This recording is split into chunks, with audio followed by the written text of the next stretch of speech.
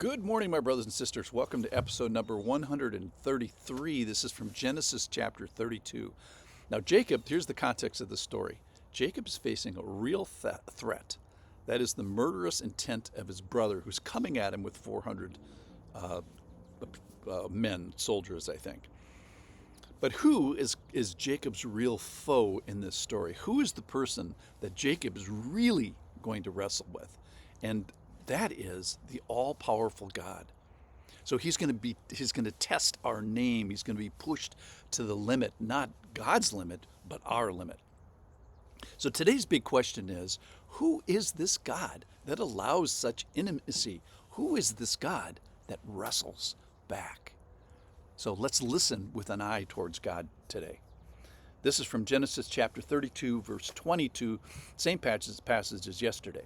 The same night he arose and took his 2 wives, his 2 female servants, and his 11 children, and crossed the ford of the Jabbok River. He took them and sent them across the stream and everything else that he had, and Jacob was left alone.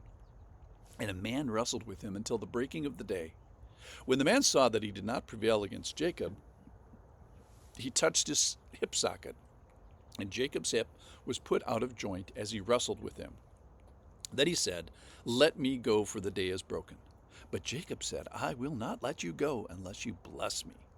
And he said to him, "What is your name?" And he said, "Jacob." Then he said, "Your name shall no longer be called Jacob, but Israel, for you have striven with God and with men, and have prevailed." Then Jacob asked him, "Please tell me your name." But he said, "Why is it you ask my name?" And there he blessed him. So Jacob called the name of the place Peniel, saying, "For I have seen God face to face, and yet my life has been delivered." The sun rose up upon him as he passed Penuel, limping because of his hip. Therefore to this day the people of Israel do not eat the sinew of the thigh that is on the hip socket, because he touched the socket of Jacob's hip on the sinew of his thigh. All right, so I think some of the points today is it's okay to wrestle. In fact, it's preferred. And I think the story encouraging wrestling. We get the story of Jacob doing the wrestling. Why? To allow and endorse and encourage our wrestling.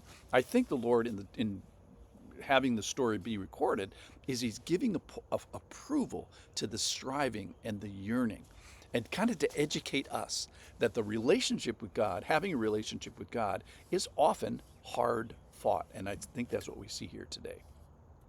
The image I want to use today, I mentioned it yesterday, was a 4-year-old. A father comes home from work, and the 4-year-old ambushes him and jumps on him and wrestles with him. Well, if you've ever seen a 2-year-old, they love to do this. Or a 4-year-old, they love to do this. Now, if you're 10, occasionally this happens. But with a 20-year-old, this never happens. Here's the point I'm trying to make, is only children do this. Wrestling with God is a childlike activity done by non-children. So God loves 2 kinds of people in the Bible. That is, the people that are children. Let the children come to me, so he loves children. The second kind of people he likes is people that become like children. Matthew 18, verse 3 says, and he says, "Truly, truly, I say to you, unless you turn," he's talking to adults now, "unless you turn and become like children, you will never enter the kingdom of heaven." So get our heads around this. The kingdom of heaven is only for children and adults who become childlike. Now, in the story, Jacob is around 60 years old. And when we wrestle, we want to find a trusted adult. So when you wrestle with God, we kind of put it in the back of our heads, no, we know he has the best for us. He's not trying to kill us. He could destroy us. Now, he knows he's not going to be hurt too bad in this struggle, even though it could be a one-sided affair, and Jacob could be ripped from limb to limb by either God or this angel here, this heavenly being that comes down to wrestle with him. He could be, killed in this. And he says, "My life has been delivered." So he realized the risks that you take in wrestling with this person that's much bigger than you.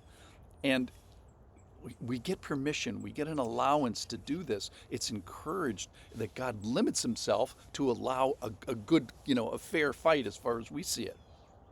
So as the Father shows the care to allow it, to engage in it and limit our injuries, it encourages us to do so. So, who is this God that encourages such intimacy? Who is this God that wrestles back? So, a couple of take homes, I think, is to expect wrestling. This is the spiritual life. The spiritual life is not a picnic, it's not a walk in the park. Expect some confrontation to what is dear to us: our perceptions of ourselves, our self pride, our tongue, our zipper, our thoughts, our money, our autonomy. The spiritual walk is the greatest unseating of what is thought to be a mighty power, that is me, towards a real mighty power, which is him. So Jacob kind of loses this wrestling in that he is injured in it, but he's injured in a limited way. He's affected in a way that he can go on. So ironically here, Jacob is going to fight another battle with his brother, and he is more limited now from a physical way. Now he has a limp, but he's more spiritually intact. So I think it's helpful to understand that sometimes being physically impaired, but more spiritually intact. So more physically impaired often means being more spiritually intact if you do this right. So many of you who are watching this are suffering and are physically impaired. And here, I think it's encouraging that we can be spiritually intact even though physically more impaired. So when you wrestle with God, you're supposed to come out differently, more intact in the essential ways. So I think we end up more intact when we wrestle with God as he allows us and encourages us. And I think because of the story, he expects us to do this. So I think this story educates us that the relationship with God is hard fought. Expect this. Wrestling is the spiritual life.